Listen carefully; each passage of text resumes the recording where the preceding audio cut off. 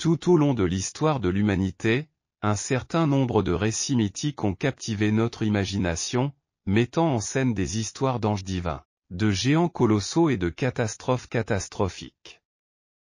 Bien que ces histoires semblent au premier abord captivantes et énigmatiques, un examen plus approfondi révèle un autre volet de l'histoire humaine qui passe souvent inaperçu. L'un de ces récits extraordinaires se trouve dans l'ancien texte apocalyptique hébreu connu sous le nom de « Livre d'Hénoch », traditionnellement attribué à Hénoch, l'arrière-grand-père de Noé.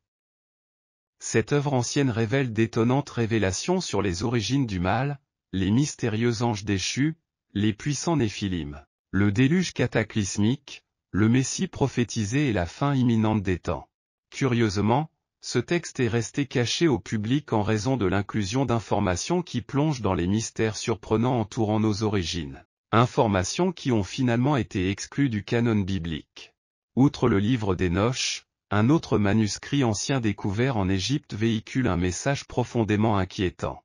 Ces textes anciens nous invitent à explorer leurs pages, car ils promettent de révéler d'étonnants secrets sur notre histoire commune qui, pour diverses raisons, ont été cachés à la connaissance générale.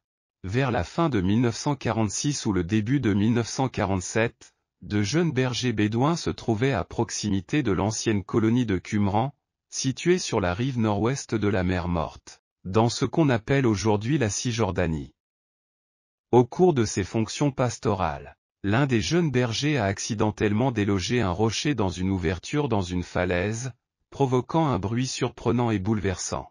Intrigués, ils entrèrent dans la grotte où ils tombèrent sur une collection de grands récipients en argile. Parmi ces vases, cette renfermait un trésor de rouleaux de cuir et de papyrus.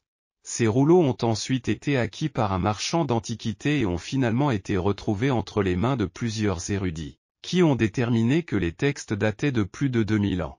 Cette découverte suscite rapidement l'intérêt des chasseurs de trésors et des archéologues.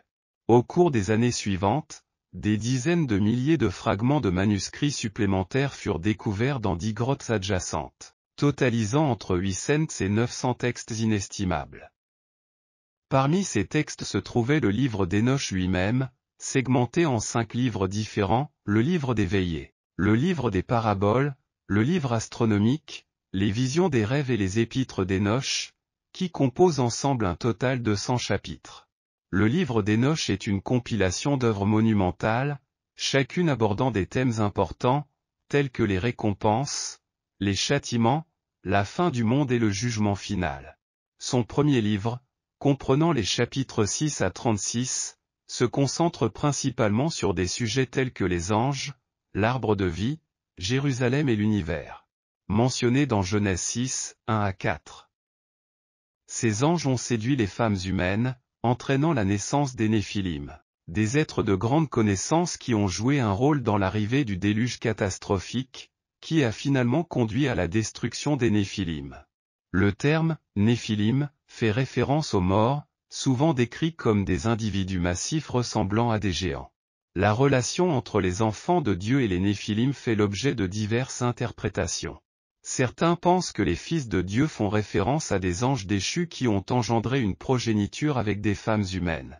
Une idée trouvée dans la source juive non canonique connue sous le nom de premier livre d'Hénoch. Cette interprétation reste largement acceptée. Dans le premier livre d'Hénoch, les Néphilim sont représentés comme des géants, ce qui est cohérent avec l'idée selon laquelle ils avaient une stature énorme en raison de leur origine surnaturelle. Cependant, il est important de noter que certains ont soulevé des préoccupations théologiques concernant la suggestion selon laquelle des anges ou des démons pourraient se reproduire physiquement avec les humains. La deuxième partie du livre d'Hénoch, connue sous le nom de parabole de la ressemblance, est un récit apocalyptique qui s'articule autour de thèmes liés au Fils de l'homme et à l'Ancien des jours. Ces anciennes prophéties, qui figurent en bonne place dans le texte, partagent une ressemblance frappante avec le livre de l'Apocalypse dans la Bible, s'alignant sur les enseignements bibliques. Le livre d'Hénoch contient également un livre astronomique qui fournit des détails complexes sur les étoiles et leur rôle. De plus, la section intitulée Dream Vision sert de prophétie complète qui couvre toute l'histoire humaine, du passé au présent et au futur, prédisant méticuleusement les événements du début des temps à la fin des temps et au jugement final. Si le livre d'Hénoch contient des éléments qui correspondent à la Bible, il présente également des contradictions. Une contradiction notable concerne la mention de Noé dans le livre d'Hénoch, même si la Bible enseigne qu'Hénoch a été emmené au ciel bien avant la naissance de Noé. Cela soulève des questions sur la manière dont Hénoch, qui était censé être au paradis, aurait pu connaître Noé et les événements du déluge s'il était l'auteur du livre d'Hénoch. De plus, dans Hénoch 10, 8-9, Dieu attribue toute la corruption de la terre à un démon nommé Azazul, suggérant que la terre entière a été contaminée par l'influence d'Azazel, conduisant à la commission de tous les maux. Contrairement à Lucifer, communément appelé Satan ou le diable, mentionné dans la Bible, Azazul n'est pas identifié dans les enseignements bibliques. Satan est généralement tenu pour responsable des problèmes du monde en tant qu'auteur du péché, et d'autres démons spécifiques ne sont pas mentionnés dans ce contexte. Le livre d'Hénoch contient également plusieurs descriptions astronomiques et météorologiques qui ne correspondent pas à la Bible ou à la compréhension scientifique contemporaine. Un exemple notable se trouve au chapitre 33, 1-4, où il est suggéré qu'Hénoch a minutieusement cartographié et numéroté toutes les étoiles du ciel. Cependant, selon Jérémie 33, 22 dans la Bible, compter les étoiles est considéré comme impossible en raison de leur immense nombre. Les astronomes modernes estiment qu'il y a environ 100 millions d'étoiles dans la seule Voie lactée, et qu'il existe bien d'autres galaxies contenant chacune des millions et des millions d'étoiles. Un autre exemple de divergence se trouve dans le livre d'Hénoch 41, où il décrit le vent, la neige, la grêle et même la lune comme émanant d'un récipient en bois dans le ciel. De telles descriptions sont considérées comme illogiques, absurdes et incompatibles avec les connaissances scientifiques et les enseignements bibliques. Ces divergences mettent en lumière la raison pour laquelle le livre d'Hénoch n'a pas été inclus dans la Bible. Intéressons-nous maintenant à la récente découverte faite en Égypte, qui éclaire l'histoire de la littérature ancienne. Les mystères de notre passé nous entourent, des mythes que nous racontons aux monuments que nous avons construits. Au fil des années, le passé regorge d'histoires fascinantes, comme celle de l'île perdue de l'Atlantide, et de constructions mystérieuses comme Stonehenge. Notre intérêt pour ces énigmes a résisté à l'épreuve du temps, et le besoin que nous ressentons de mieux les comprendre nous pousse plus loin dans le puits illimité de la curiosité humaine. Il y a des promesses infinies pour notre avenir si nous combinons les découvertes de merveilles anciennes avec les progrès rapides de la technologie. C'est pourquoi, dans la vidéo d'aujourd'hui, nous allons jeter un œil à l'une des découvertes les plus récentes en Égypte qui vous laissera sans voix, le livre de Thoth. Le livre de Thoth est un livre sacré et énigmatique des anciens Égyptiens. On dit qu'il a été écrit par Thoth, l'ancien dieu égyptien de l'écriture et de la connaissance. Ce livre est considéré comme l'un des livres les plus mystérieux mentionnés dans l'histoire de l'humanité. Le livre de Thoth contiendrait un certain nombre de sorts, dont un qui permet au lecteur de comprendre le discours des animaux et un autre qui permet au lecteur de voir les dieux, eux-mêmes. On dit que les deux capacités sont contenues dans le livre. Selon la légende, celui qui lira le contenu du livre acquérera les connaissances nécessaires pour interpréter les secrets et devenir un maître de la terre, de la mer, de l'air et des corps célestes. Le livre de Thoth a été écrit à l'époque gréco-romaine et a été nommé en l'honneur du dieu égyptien Thoth, considéré comme le dieu patron des bibliothèques, des scribes et de l'écriture. Thoth est considéré comme l'équivalent du dieu grec Hermès, considéré comme le guide des âmes. Hermès et Thoth étaient respectés en tant que source de connaissance et de sagesse, et l'hermétisme est né de ce respect, mettant l'accent sur la transcription d'informations anciennes révélées par les dieux dans un ensemble de manuscrits connus sous le nom de corpus hermétique. Ces manuscrits sont devenus une vaste collection de textes de sagesse égyptiens et grecs connus sous le nom de textes hermétiques. Le livre de Thoth est l'un des textes que l'on retrouve dans cette collection.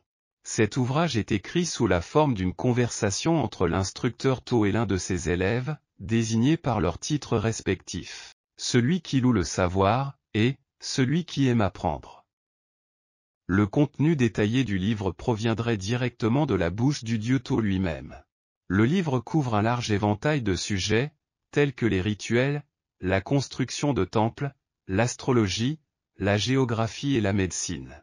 On prétend que le livre de Sor a été décrit pour la première fois dans un mythe égyptien antique et que ces 2 premières pages contiennent des connaissances qui permettent au lecteur de comprendre le langage des animaux et d'atteindre l'immortalité, ainsi que de percevoir les dieux, qui normalement y sont cachés. Les yeux des mortels. Selon le prétendu livre de Thoth, l'humanité est à mi-chemin entre les anges et les dieux, et a le devoir spécifique de créer des objets de beauté, tout comme les dieux. On dit que le livre contient les secrets des dieux, la clé d'un immense pouvoir magique qui permet au lecteur de jeter un sort à la fois sur la terre et sur les cieux. Certains pensent que le livre de Thoth est un ancien guide d'alchimiste, tandis que d'autres pensent que ces sorts peuvent prédire l'avenir.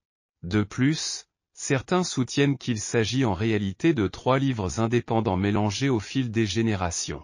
Pendant longtemps, ce livre a été perdu et son existence peut être retracée à travers des légendes et des histoires nées autour de son prétendu contenu magique. Selon la mythologie, le livre aurait été caché pour la première fois près de Copto, au pied du Nil, où il était conservé dans une série de boîtes gardées par des serpents. Le prince égyptien Néferta combattit les serpents et obtint le livre, mais comme punition pour avoir volé Thoth, les dieux tuèrent sa femme Awer et son fils Méra. Néferta s'est suicidé et a été enterré avec le livre. Ramsès le Grand, pharaon d'Égypte, avait un fils nommé Zedna, connaisseur de tous les livres anciens et magicien exceptionnel. Tandis que les autres princes passaient leur journée à chasser ou à commander l'armée de son père pour protéger les confins du royaume, Zedna trouvait son plus grand bonheur lorsqu'elle se retrouvait seule pour étudier. Non seulement il pouvait lire les plus anciennes écritures hiéroglyphiques sur les murs du temple, mais il était également un scribe habile capable de transcrire rapidement les centaines de signes qui composaient la langue égyptienne ancienne. De plus, il était un maître en magie, ayant acquis ses compétences à travers les livres anciens les plus cachés que même les prêtres d'Amon ne pouvaient lire.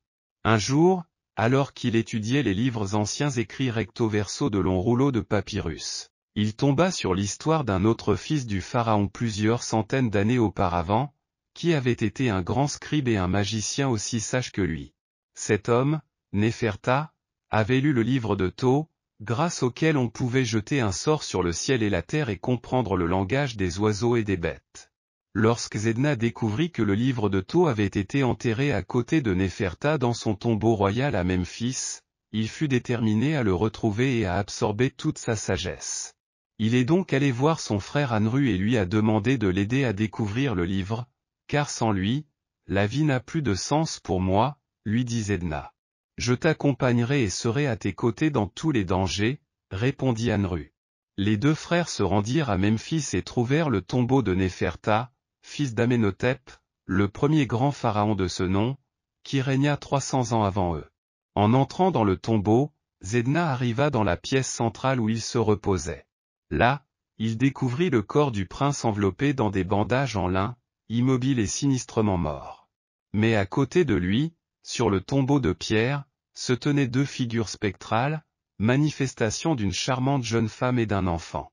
Entre eux, sur la poitrine sans vie de Néferta, se trouvait le livre de Thoth. À cette époque, Zedna était conduite par une charmante femme à tuer ses propres enfants et à s'humilier devant le pharaon. Cependant, Zedna rapporta le livre dans la tombe de Néferta, prenant une nouvelle revanche après avoir découvert que tout cet événement avait été une illusion créée par l'ancien prince à la demande du défunt. Zedna a également trouvé les corps de la femme et du fils de Néferepta et les a enterrés dans sa tombe, la scellant. Le récit décrit plus tard la croyance égyptienne selon laquelle la connaissance des dieux n'est pas destinée à l'humanité.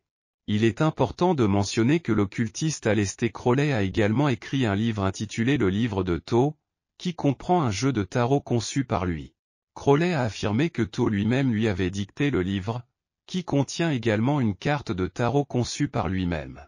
Il n'est pas surprenant qu'il existe un lien entre le livre de Thoth et le tarot, étant donné que beaucoup de gens croient que le tarot est originaire de l'Égypte ancienne et que le véritable livre de Thoth est une collection de cartes de tarot plutôt qu'un livre ou un papyrus. Il existerait un autre manuscrit connu sous le nom de Tablette d'émeraude de Thoth, qui a été traduit de telle manière que son auteur peut être identifié comme un roi prêtre nommé Thoth, qui dirigeait la ville légendaire de l'Atlantide. Ces tablettes existeraient depuis 36 000 ans et contiennent une procédure permettant de fabriquer une pierre philosophale pouvant être utilisée dans le processus de transmutation. On suppose souvent que Thoth était un scribe des dieux, et certains soutiennent même que les anciens Égyptiens croyaient que les dieux n'existeraient pas sans les paroles de Thoth. Selon certains écrits anciens, il était l'auteur de quelque chose d'une immense importance biblique qui serait révélé par quelqu'un de sa lignée. Il pourrait y avoir des références à une allusion à l'ancien livre de Sortilèges. On pense que le livre de Thoth est enterré dans la ville des morts, à côté du prince Néferkeptah, bien qu'aucune preuve de son existence n'ait été trouvée jusqu'à présent. Certains disent qu'il pourrait se trouver sous les énormes pattes du Sphinx, tandis que d'autres croient qu'il pourrait faire partie des centaines de rouleaux de papyrus égyptiens anciens en cours de traduction. Même si certaines parties de ces manuscrits sont connues pour être liées au livre de Thoth, la magie mentionnée dans ces textes n'est pas comprise au sens traditionnel. Au lieu de cela, on prétend que le livre contient le secret pour comprendre le monde tel qu'il est. Au lieu de se concentrer sur la prévision de l'avenir, cette approche est considérée comme un moyen de donner un sens à des phénomènes invisibles tels que les saisons, les maladies et le cycle du jour et de la nuit. Ces manuscrits anciens mentionnent également des sorts du livre de Thoth, mais il s'agit en réalité de prières plutôt que de sorts magiques. Cependant, les Écritures font allusion au fait que les êtres humains sont à mi-chemin vers Dieu, ce qui concorde avec les légendes. Il est également fait mention du mysticisme de la mort et de la renaissance, bien qu'aucune référence ne soit faite à l'ancien papyrus livre de Thoth du tarot. Une seule chose est sûre, personne ne sait ce qui se trouve dans les pages du véritable livre de Thoth, à moins qu'il ne soit découvert. Beaucoup de gens pensent qu'une fois ce livre trouvé, nous pourrons à nouveau vivre dans un monde parfait. De plus, tous les mythes de l'Égypte ancienne liés au livre de Thoth peuvent être classés comme des avertissements, puisque ceux qui découvrent le livre dans les histoires sont également confrontés au malheur et à la souffrance. Quiconque tente de lire le livre de Thoth est puni par les dieux, puisque la connaissance divine n'est pas destinée à l'humanité. Oserez-vous lire quelque chose de ce livre? Dites-nous dans la section des commentaires.